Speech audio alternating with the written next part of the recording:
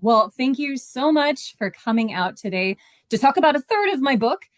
This is Minnie Powers, The Madam, the Murder, and the Moral Mayhem of 1890s Phoenix. And because it is a little too hot to walk the cemetery here, I'm trying to get my slide to move here. There we go. I will take you to Minnie's grave right here. So we're going to start with meeting Minnie. The cemetery is such a great place to start for historical research. And I really can't say enough about the work that the Phoenix Pioneer and Military Memorial Park is doing and how I got started on this project. I'll kind of answer the elephant in the room question that sometimes my colleagues and friends have put to me. Sometimes in ways that are maybe not as socially acceptable. They'll ask me, well, how did you get into prostitution? Maybe not the way that we want to put that, but I'll tell you that it began with a question, and it actually started, as we were talking about before, with COVID. So I am a history buff. I take my kids to all of the museums, all of the historical sites. But during 2020, 2021, everything is closed down. And this was one of the few places where we could go and responsibly socially distance. And so I took this tour of the cemetery and came upon this wrought iron grave right there in the corner, just like she was talking about. And it said, Rose Gregory, aka Minnie Powers, died 17 September 1898, aged 46 years. That's a lie, by the way. She was probably about 52 when she died. And then benevolent madam. And I just thought this was really interesting. What does it mean to be buried as a woman with two names? What does it mean to be buried under the title benevolent madam? And the cemetery is so great, but tombstone dates often act as bookends to a life. And what I really wanted to do was start filling in the dashes of these women's lives and looking at who they really were. And so that's kind of how I went down my historical rabbit hole, all about Minnie Powers, who was not born Minnie Powers at all. So let's go into the Wayback Files here and start a little bit in her early life. So this is Minnie Powers. Here, we'll let Lenora in there. This is Minnie Powers before she was Minnie Powers. Likely her full name was Georgina Rosina R., which I think is probably for Rebecca or Robina, which were her grandmother's names on either side, Gregory. So this absolute Victorian mouthful of a name, right? And she's born in England. She's born in the West Midlands in Manchester to a very working class family. Her father is a wire worker. Her mother takes in boarders. They've got a growing family. Conditions are getting kind of cramped, and they move around a little bit, but they're staying mostly within the West Midlands in her early years. They make the leap to Birmingham. And this is interesting for one reason for me. You may notice the picture in the middle there. That's not actually Minnie. I'd give a lot for a picture of Minnie, but you may be looking at that woman and going, her face looks kind of familiar. And that's because that is the face of Catherine Eddowes, who was the fourth canonical victim of Jack the Ripper and another alleged sex worker. And it turns out that about 30 years before Catherine Eddowes lived there, Minnie lived on Mullen Street in Birmingham. So this sort of tragic irony of these two women who would end up being sex workers, in Catherine Eddowes' case, alleged sex workers, who both met fairly violent ends. And then the story takes a weird turn. You may have noticed the picture of the preacher up there holding the scriptures. Minnie's entire family converts to Mormonism in the 1860s. I did not see this plot twist coming. But interestingly enough, Mormonism had quite a toehold in England at the time. It's this really vital apostolic religion in the 1850s, 1860s, are really speaking to that working class population. And the entire Gregory clan gets swept up in this, and you can find them on the records of the early church.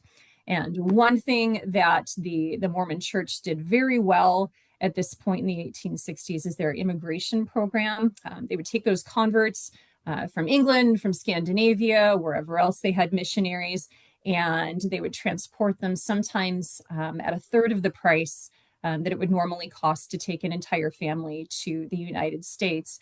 And they would plant them in the great state of Deseret. So Minnie's family, whether they were responding to the promise of an afterlife, or maybe the more economically relevant promise of the American dream and an opportunity to immigrate to America, the entire family ends up getting aboard the steamship Manhattan in 1870, and they wind up in Utah. So they don't stay Mormon for long. This I found very interesting. Within a few months of getting to Salt Lake, pretty much the whole family is going to join an offshoot branch of the Church of Jesus Christ of Latter-day Saints, which would eventually be called the Reorganized Church of Jesus Christ of Latter-day Saints. But this was interesting to me because this is a branch that does not practice polygamy. And I read a couple narratives about people being disenfranchised upon arriving in Utah at this practice. And so maybe that's what happened, maybe not. But at any rate, this is a very interesting life path for somebody who would later be a madam, which raises the question, what does that Mormon to madam pipeline look like here? And I wish I had a better answer for you, but I can tell you a little bit about the reasons that women entered the sex trade in the 19th century. The first thing to understand is that there are a wide variety of reasons that women might participate in sex work in the Old West. Many women are entering the trade for a variety of economic and social reasons. Widowhood, poverty, abandonment, especially if a woman had a dependent, especially in an area of the United States in the West without much of a safety net, and where a woman might potentially be far from family, made prostitution an option that many of these women looked at. And we also have to remember that Minnie is living in the context of 19th century America, where morality is very much at the forefront of conversations. And certainly, and I go into this in some depth in my book, coming out of this context of Mormonism that prizes woman's chastity above all else. And Victorian society will often view ruined women, and I'm using that with finger quotes if you can't see me on screen here, as permanently ruined, as having few respectable options after this. So for some of them, seeing all of their options limited, seeing their economic mobility limited, this was an option that many of them considered. Why Minnie Powers, who was then Rose Gregory, entered sex work, we do not know. There is one possible clue that I found, though, in the records, and this was a real tantalizing one. There's an 1868 court case in London, and the Gregory family is living in this area in London at the time, that involves a Rosa Gregory. So right place, right time, the woman would have been about the right age, and she is arrested and put on trial for concealing the birth of an illegitimate child. Now, the identity here is uncertain. We're just going on parallel names and ages. It's not an uncommon name, Rose and Gregory, but potentially this could be Minnie. And if in fact people saw this as a moral transgression, again, it was very easy for society to look at you as being ruined in that sense. What's also interesting here is that she's living in Salt Lake, and a lot of people would think that Salt Lake would not have much of a connection to prostitution. And in fact, Mormonism claimed at this time, I found it in a couple of sermons and articles, that polygamy reduced the need for prostitution, but Salt Lake actually had a thriving red light district in the 1870s when Minnie would have been there. So again, there's this irony, this tension. She appears never to have been a plural wife. But Minnie Powers still ends up working in a system of sisterhood of women who are centered around male demand. And she would have seen that both in the Sister Wives of Salt Lake, but also in the seamier side of Salt Lake in its red light districts too. But she does not stay in Utah for long. She's going to go to California in the 1870s. Now, between 1870 and 1875 or so, Minnie's whereabouts are largely unknown, and this is not uncommon. Women, once they enter the underworld, the demimonde, are very difficult to track. Frequently, they're changing names.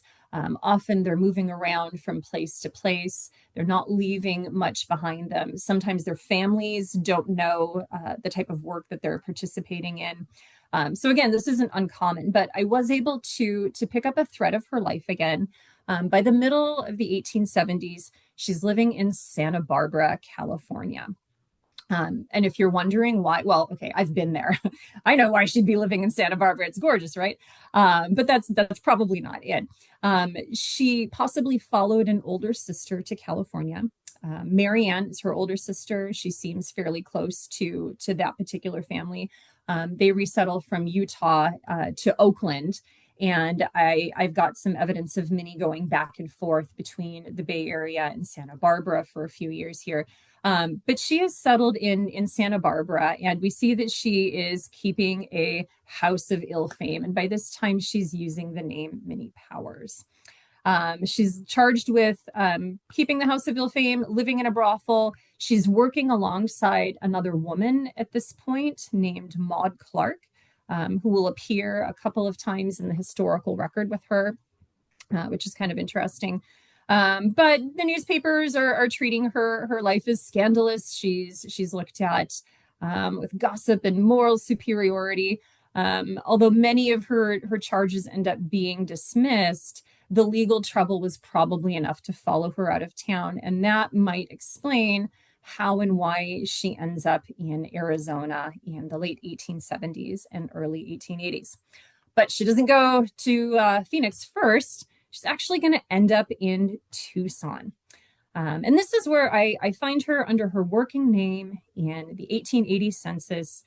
You can see it written right there. It looks like Minnie Powers. And in fact, I've seen it in a couple of sources republished as that. But this is definitely our Minnie Powers.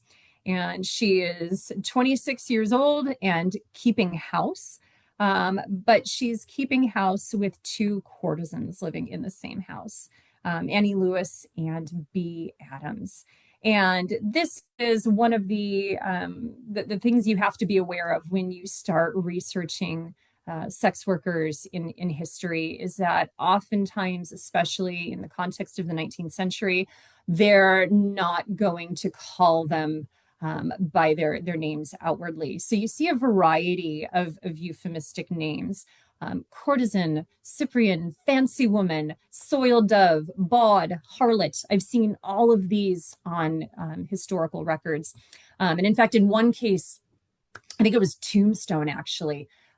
It may have been the 1900 census. I could be wrong. Maybe it's the 1880 census. But at any rate, the women give their profession as flute player, which I found kind of amusing. Got a bit of a chuckle out of that. But anyway, she is in Tucson in the 1880s. And this actually makes a lot of sense if you know anything about Southern Arizona in the 1880s. My context used to be the movie Tombstone, but that ends up being a pretty good context because it speaks to all of the mining that's going on in that area. Lots of men flocking into the district, and Tucson has a fairly well-known and active sex district centered on Maiden Lane in the 1880s. In Tucson, I found out that women did have some access to medical care at the time. Whether this was for their benefit or for the benefits of their patrons, of course, is debatable. But we do have a couple of valuable primary sources in Tucson in the 1880s. Unfortunately, none of them that I was able to find mention Minnie directly. But if you get a chance, saloon keeper George Hand's diary from the 1870s and 1880s. He's a saloon keeper, so he's mixing with a class of people that we don't often get to hear about. But he records daily life and mentions prostitution in Tucson at the time. I'm quoting from his diary directly here. He says, "I called on the big blonde this evening. Miss Zella Johnson entertained a lot of drunken fellows in the house." And we get, a bit of a chuckle about that. But this is a good reminder that when we're talking about sex work in the 19th century in Arizona, we're really talking about a male centered narrative. And we're talking about a narrative that blends with a lot of our fantasy about what the Old West looked like. Popular myths really tend to oversimplify Victorian prostitution and glorify this version of the Old West that exists more in fiction than in fact. And you can see from the illustrations I've got on the slide here, the two scarlet ladies on the side. The little pixelated character here, this is Miss Rose. And if you are of a certain age, like I am, you might remember playing an 8-bit video game in the 1980s called Law of the West. And you were a sheriff in Law of the West, and you could talk to Miss Rose, and she's got these little pixelated hips that go up and down. But again, she's a very stereotypical depiction of how we picture prostitution in the 19th century. Side note, the person who designed the Miss Rose video game character would go on to paint the Soiled Doves of Jerome and has a studio there. Her name is Minnie Romberger, and she's brilliantly talented, and some of her paintings of Jerome's Soiled Doves appear in my book. But then I've got that, the Timu costume here with the red boa and all the feathers and everything. And again, we really just have to remember that if we have a record of a woman who participated in sex work, it's very rarely in her own words. It's often sensationalized. It often comes from a male-dominated press. It's going to involve stories of criminality, abuse, violence against women. These are the stories that are left to us, but they are not the whole story. And I think it's really important to point that out. There are other narratives. They're much harder to find, but you can find them in the archaeology. You can tell a lot about a society by what they discard. You can see them in property transactions. You can see them in wills and probates, which are great, especially since many probates would include claims against an estate, which would sometimes leave itemized lists of day-to-day expenses or inventories of personal items. But I think it's important to remember that sex work in Arizona at this time didn't look like the two figures on the left here. It actually looked like this picture that I have in the middle of the screen, which again is not Minnie. But this is Jenny. Jenny is one of the other madams that I talk about in my book, Belgian Jenny. And we think she is probably the figure in the center of the picture. She's got the more business-like garb and the watch there. But we know that this is the balcony of one of the brothels she kept in Jerome in the 1890s.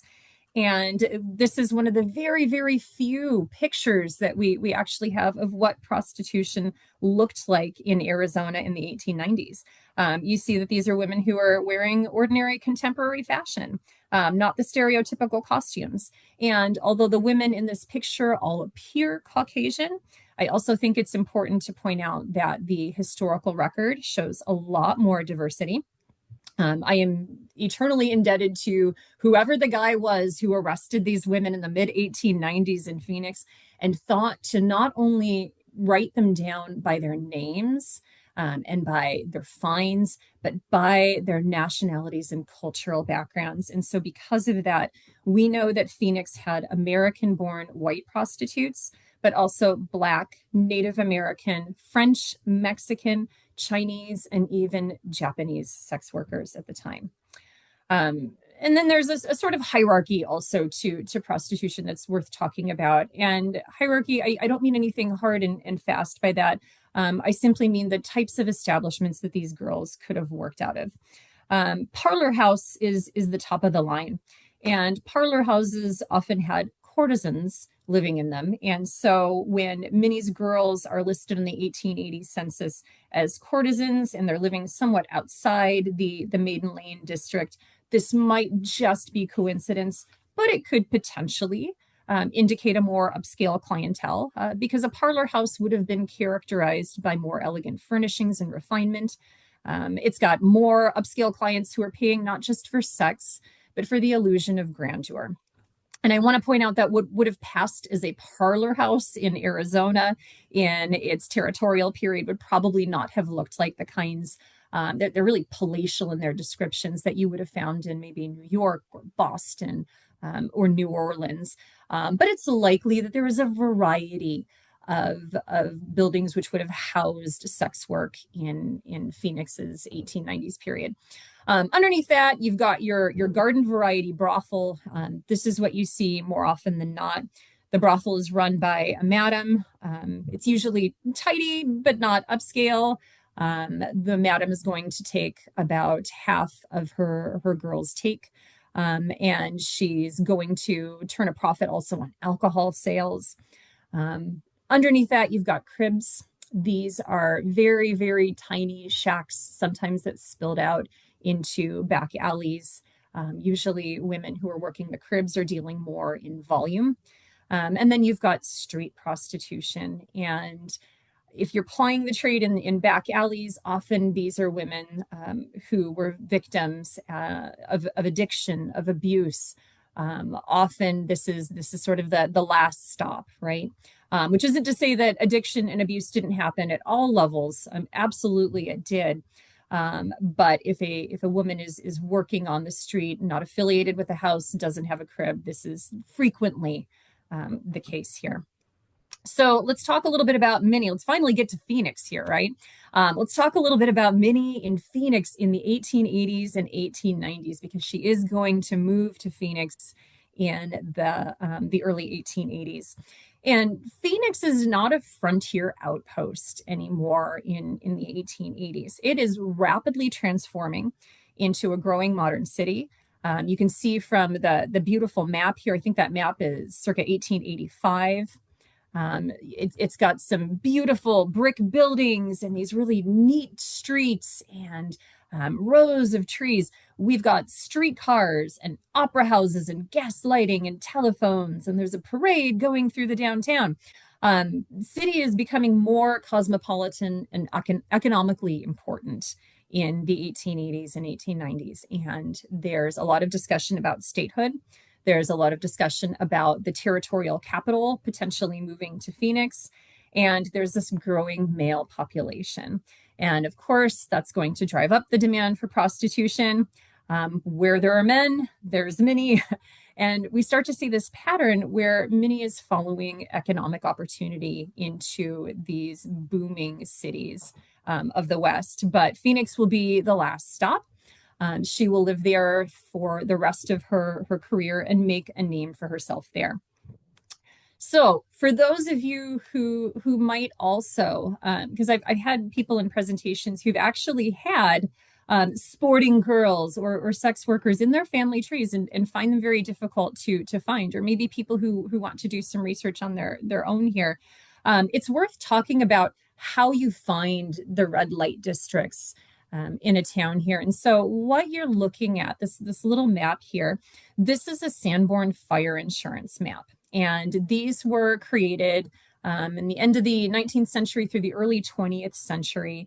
And they are such fantastic historical resources because you're going to see the dimensions and the uses of buildings. You're going to see how many stories they were, what they were made of.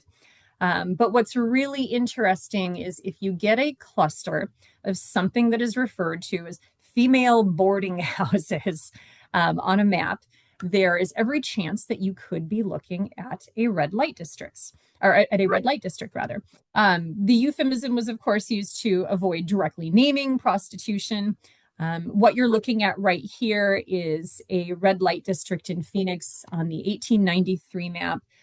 This is about the intersection of First Street and Monroe.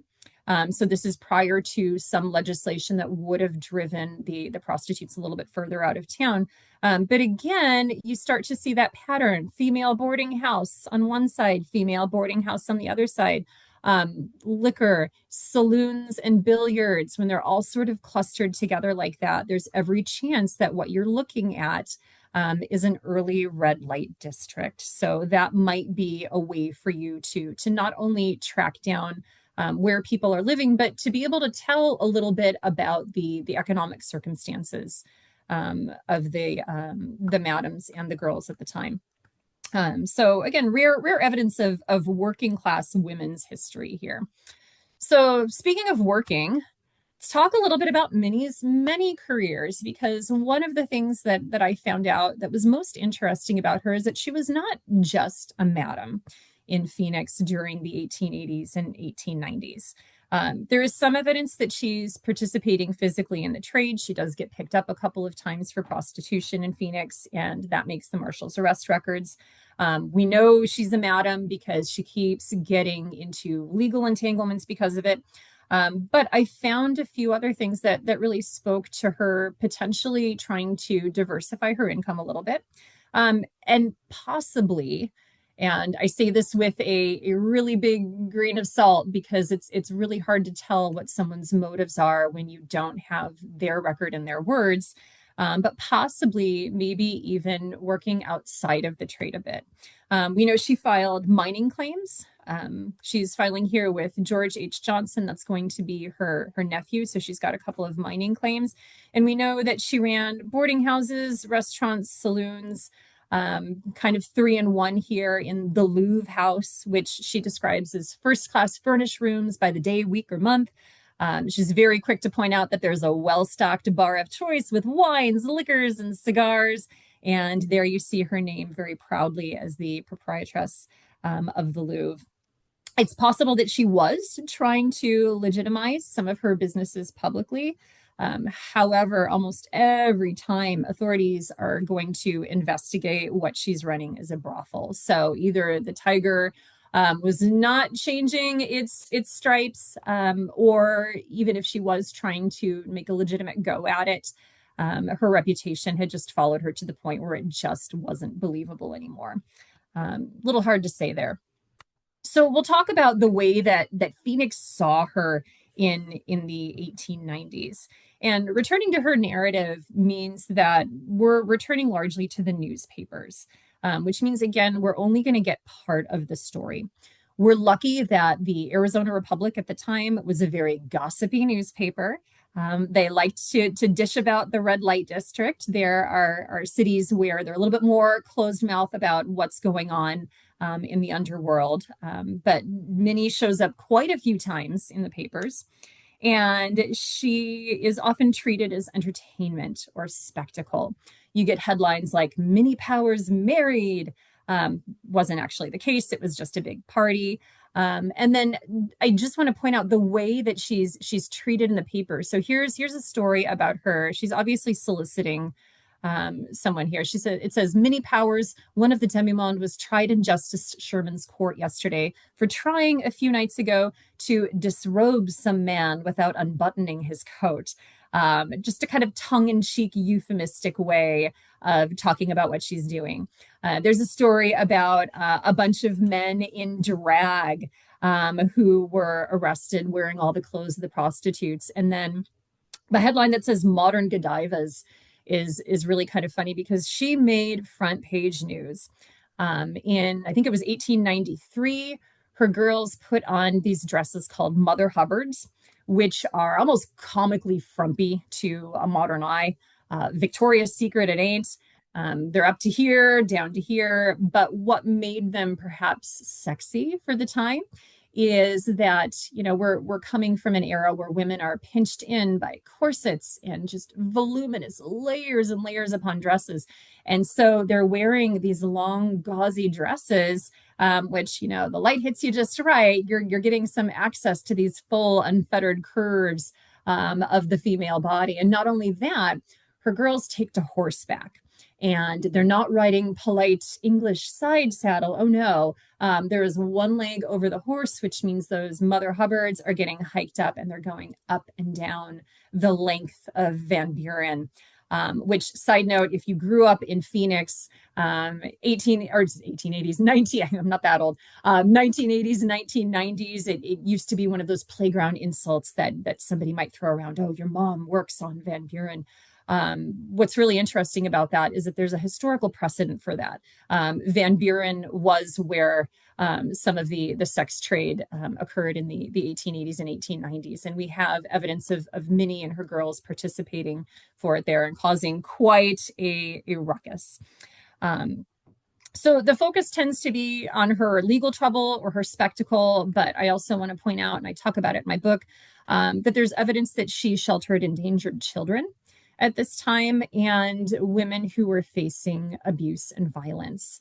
There's some newspaper stories about her doing that. So she's also part of the marginalized community and part of protecting this marginalized community too. Well, let's get into the dark side. So the red light district, please make no mistake, as much as I can't help writing about these women's lives, you root for them, you want them to do well. I don't want to paint this rose-colored picture that life was anything other than very, very difficult in this world. Their lives are marked by alcohol abuse, drug use, and violence.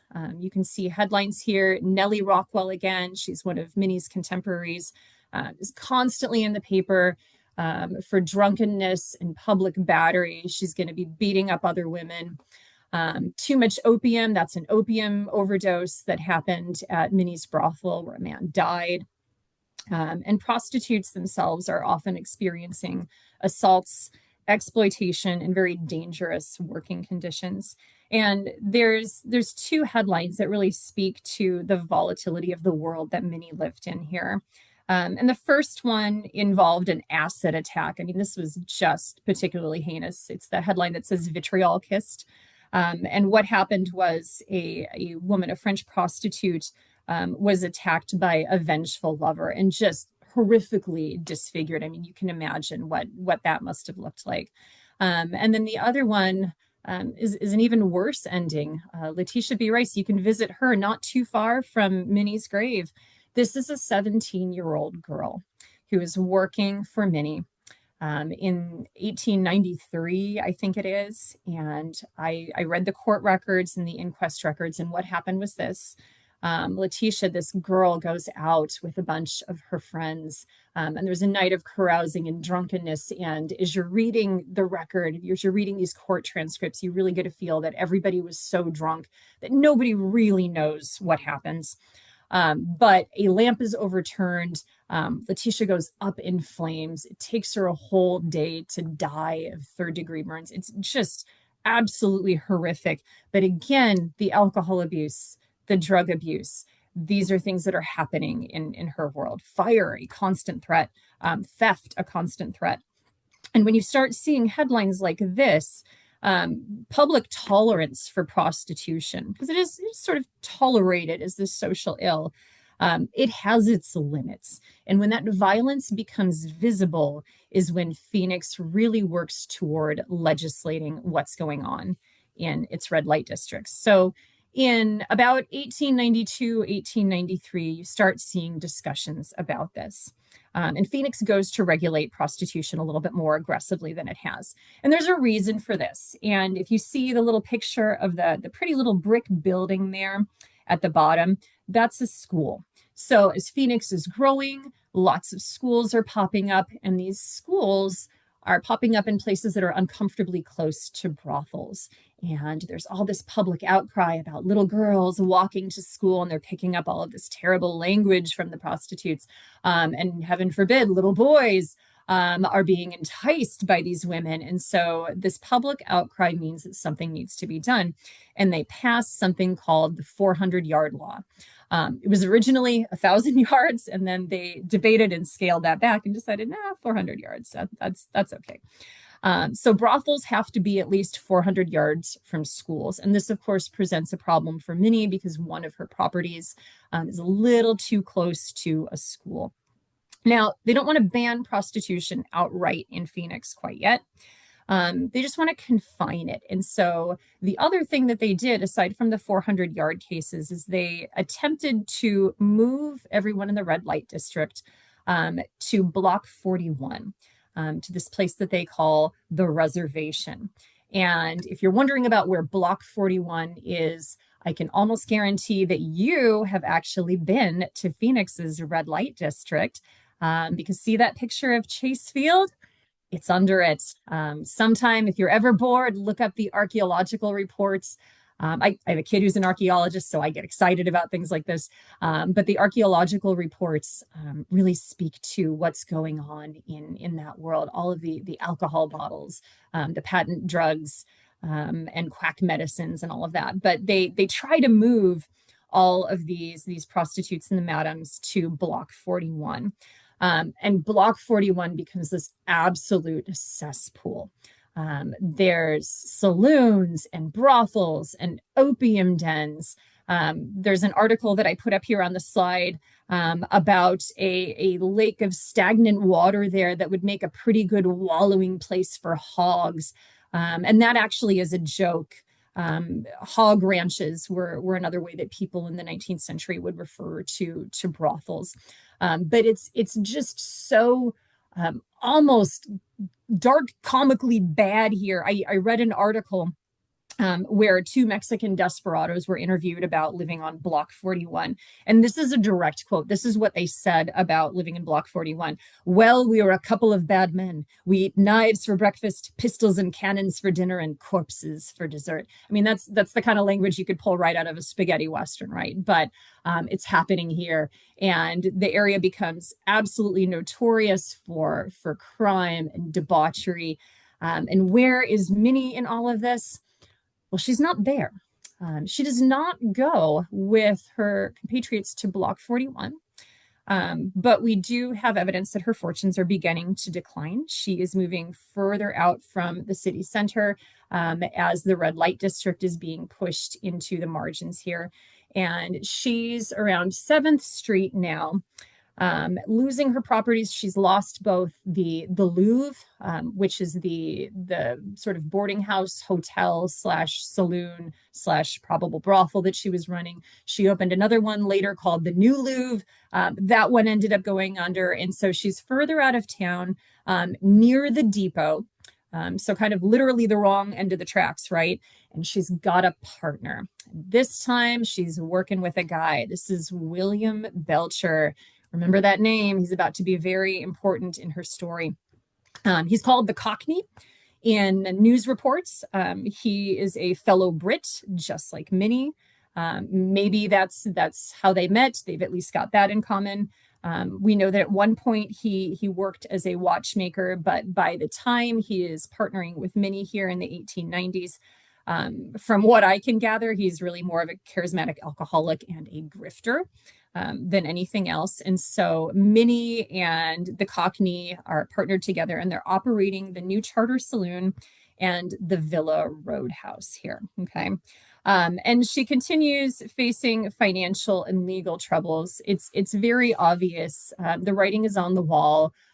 Things are really starting to go down for her. And she's got William Belcher, who is hanging on, and from a lot of accounts, just sort of leeching off of her financially. And it all comes to a head in September of 1898.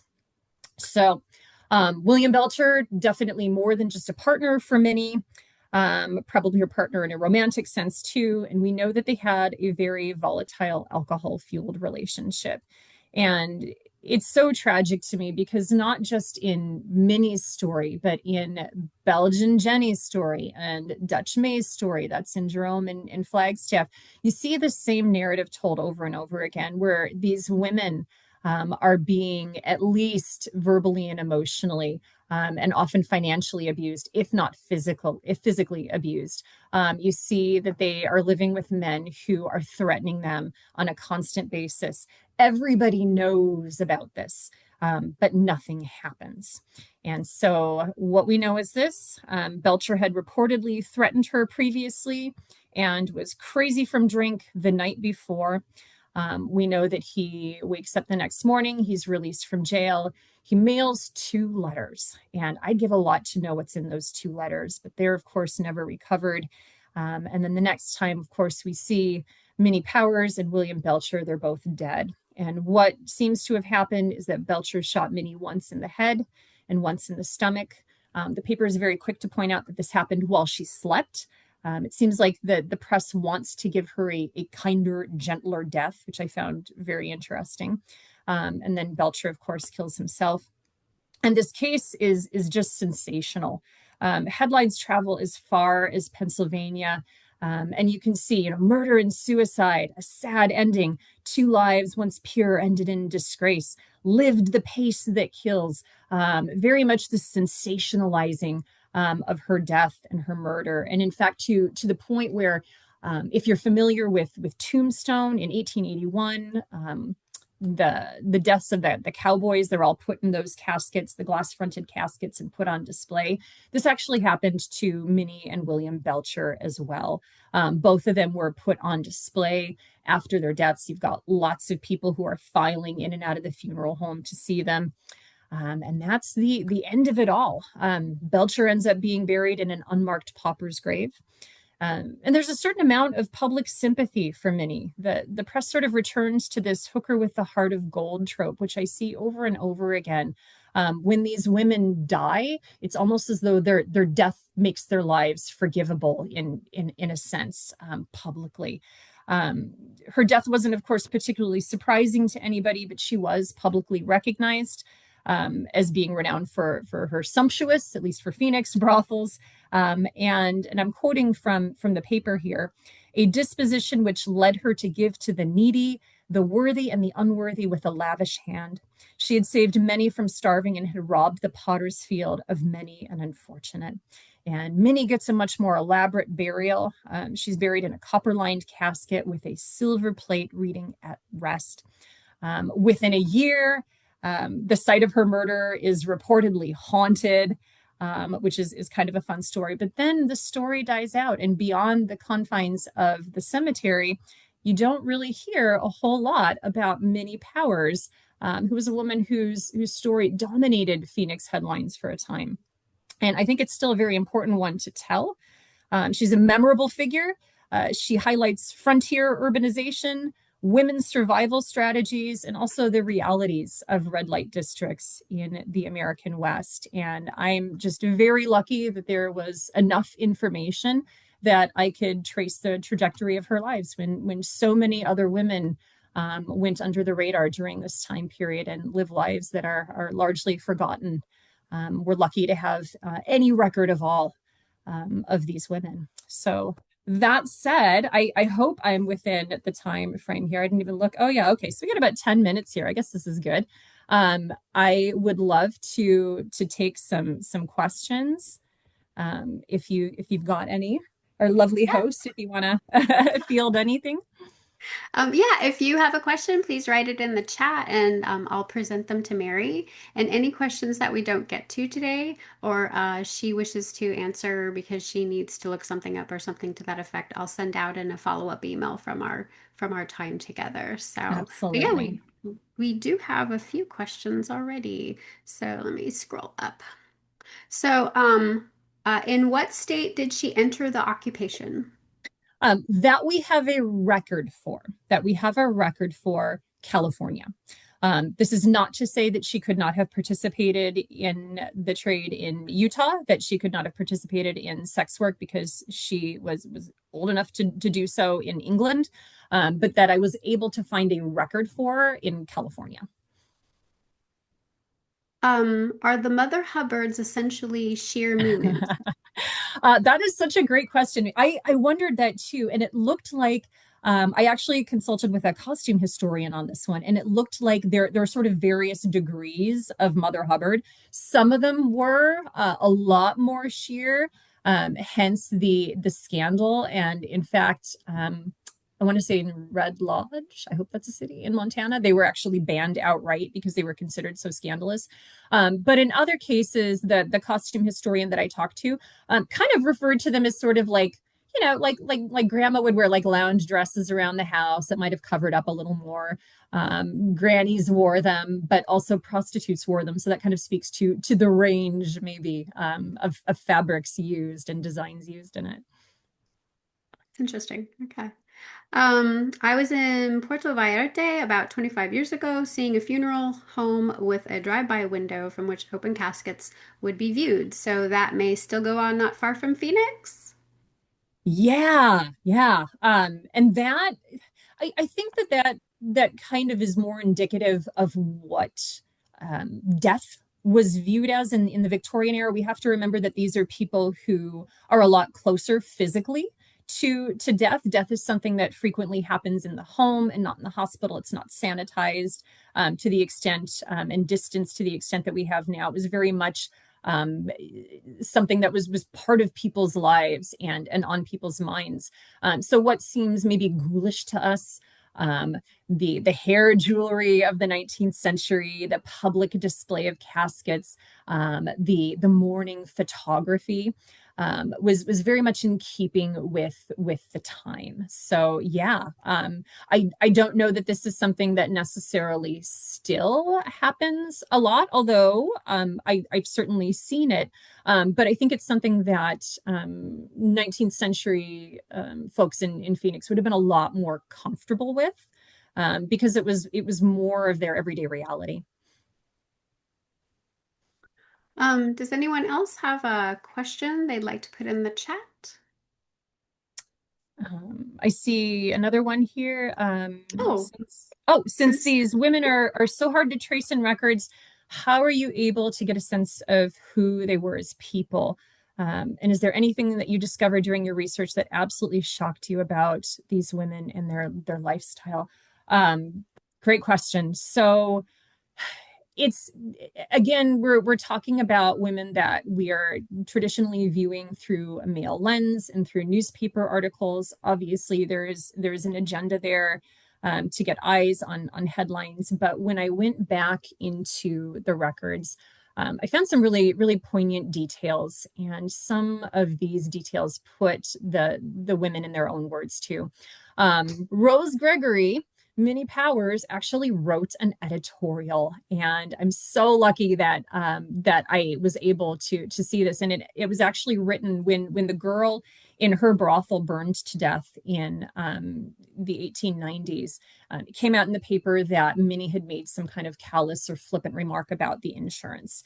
And of course, the press jumps on that, and they're all angry about, well, how could you? Oh, the humanity.